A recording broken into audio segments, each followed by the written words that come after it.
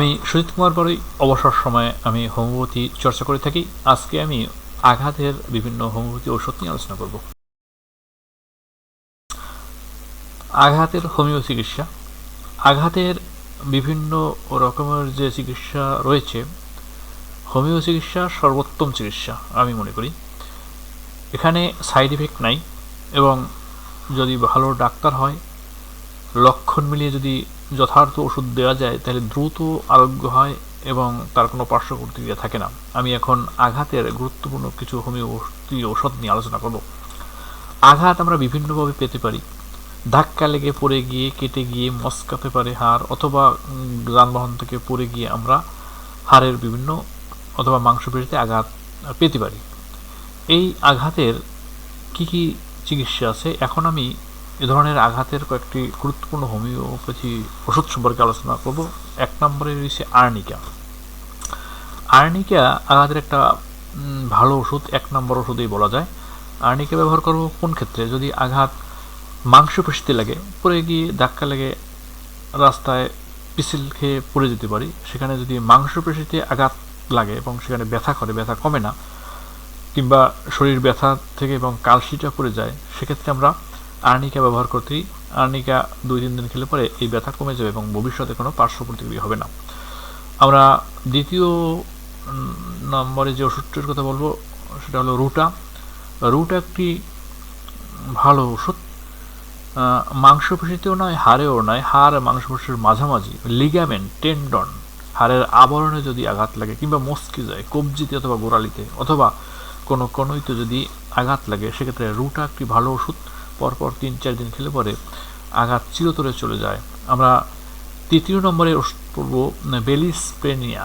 বেলিস্পেনিয়া ওষুধটি বিশেষ করে সফট অর্গান, মেয়েদের ব্রেস্ট অথবা পুরুষদের টেস্টিস বা অন্ডকোষ, বাংলায় যাকে বলা হয় অন্ডকোষ, এই অন্ডকোষে যদি আঘাত লাগে, তাহলে এই বেলিস্পেনিয়া সাথে সাথে প্রয়োগ করলে পরে ব্যথা দ্রুত কমে যায় এবং ভবিষ্যতে আর এই ব্যথা ফিরে আসে না। আমরা চতুর্থ নম্বরে যে ওষুধটার কথা আলোচনা করব, লিডাম্পাল। লিডাম্পাল অত্যন্ত গুরুত্বপূর্ণ ওষুধ।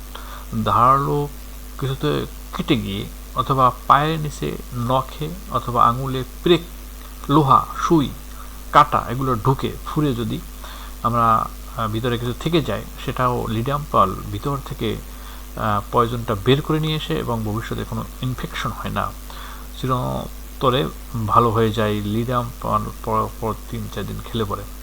আমরা আরেকটি ওষুধের কথা বলবো, হাইপেরিকাম। হাইপেরিকাম একটি ভালো ওষুধ। এটি যদি আঙুলের মাথায়, পায়ের ডগায় কেটে যায়, আঘাত লাগে, চাপ লাগে, কালশিটা পড়ে যায় এবং ওই ব্যথা অনেকক্ষণ পর্যন্ত থাকে, প্রচণ্ড ব্যথা, নার্ভ ধরে যায়, সেক্ষেত্রে হাইপেরিকাম খুব ভালো ওষুধ এবং এই হাইপেরিকামেই তার এই ওষুধ চিরদিনের মতো ভালো হয়ে যায়। তো সর্বশেষ একটা ওষুধের কথা বলবো, সিমফাইটম। সিমফাইটম ওষুধটি যদি হাড়ে আঘাত লেগে ফ্র্যাকচার হয়ে যায়, সেক্ষেত্রে সিমফাইটম ক্ষমতা রয়েছে হাড়টিকে জোড়া লাগানোর। আমি বাস্তব ব্যবহার করে দেখেছি।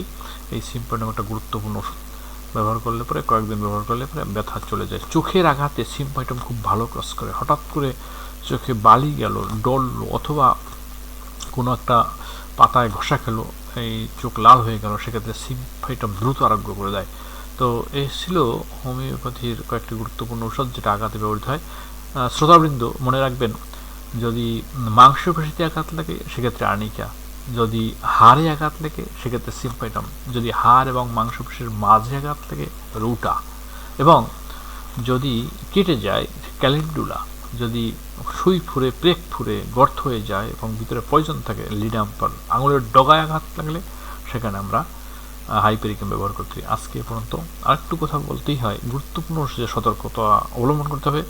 যদি আঘাতটা খুবই মারাত্মক হয়, বেশি পরিমাণে রক্ত পড়ে এবং হাড় ভেঙে যায়, সেক্ষেত্রে নিজেরা কখনোই ডাক্তারি করতে যাব না। সেক্ষেত্রে গুরুত্বপূর্ণ একজন রেজিস্টার্ড ডাক্তারের শরণাপন্ন হব, তার চিকিৎসা নেব। আজকে এ পর্যন্ত।